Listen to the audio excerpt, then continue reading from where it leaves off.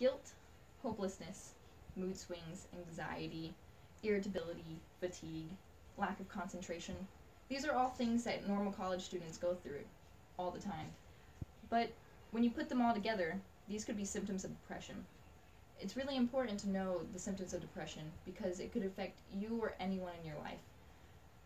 Depression has been increasing over the last 10 years, especially in high school and college students. College students specifically because they go through such a big change coming to college and they go through so much stress. When I was 15, I lost a friend to depression. They committed suicide, and I realized just how important it was to know the symptoms and to know how to help my friends. So I'm going to tell you how to spot depression and what you should do if you need extra help. But you may be thinking, this couldn't happen to me. None of my friends are depressed. I'm not depressed. None of my friends are ever going to commit suicide. But the truth is that depression has been growing and growing, and almost 1/3 of people will experience depression in their entire life. Here in this chart, what's going on is over the last few years, all these different symptoms and things involving depression have been growing. While the number may seem like a small growth, this could equate to thousands to millions of people. This is the prevalence of depression in college and high school students. It can range 31 to 44% for you to be experiencing depression sometime during your college career. It's higher on terms of what your major is or where you live or where you go to university. It's in a study by Davies, it shows that people in medical school typically have a higher chance of depression than any other major. This equates to over 1 in 3 people will experience depression in their entire college career. That means that if you have 2 close friends, one of you is likely to have depression. That means it could affect anyone at any time. But depression isn't something that goes away overnight.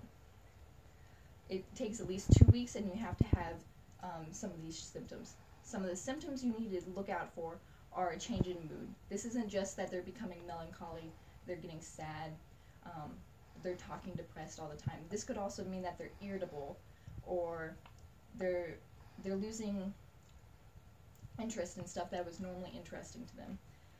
Sometimes they feel hopeless or guilt. They're apathetic, and literally any mood change could be a cause of depression. You should also look out for a change in sleep. Restlessness, fatigue, insomnia, or excessive sleep. Either side, either extra sleep or not enough sleep, could be a sign of depression. Your biggest warning signs, though, are signs of self-harm or suicidal ideation. When someone is hurting themselves or they think that they're going to kill themselves, this is one of your biggest symptoms and one of the most important ones to look out for in case you need to get help. There are many ways to get help on campus. One of them, we'll go back.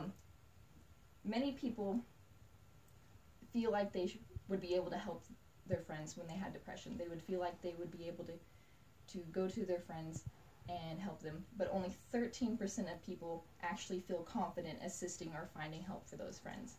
So it's important to know where you can get help so that you do feel confident helping your friends. One of the places on campus is the Counseling Center. It's in Carrington Room 111, and it's open from 8 to 5 a.m. They can take walk-ins. You can go there at any time, and they'll get you an appointment immediately. You can also call and set up your own appointment. They even have their own website where you can find online screenings, where you can test your mental health on there, and it will tell you whether or not you should come see a counselor. Usually it'll tell you to come see a counselor if you have any type of worry or doubt. Another place is the Taylor Health and Wellness. You can go here to see a psychiatrist. They won't be as timely as the Counseling Center because you'll have to make an appointment, and sometimes they can be up to 2 months later. But you can come here if you need medication for depression, or if you've already on medication and need to change in your prescription. The last thing you should do is call 911. And I'm not saying that this is the last thing you should do, because you shouldn't ever do it. I'm saying that this is what you should do if you haven't had help in a long time and you feel like you're going to hurt yourself or someone else is going to hurt themselves at the specific time. And anytime there's a threat to harm of someone else, call 911 and go to the ER, because you don't want to risk waiting and letting something bad happen to you or someone else.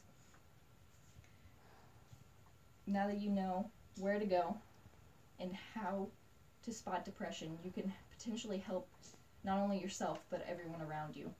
It's important that you know this so that everyone around you can have a better life. So don't let depression get you down. Thanks for watching.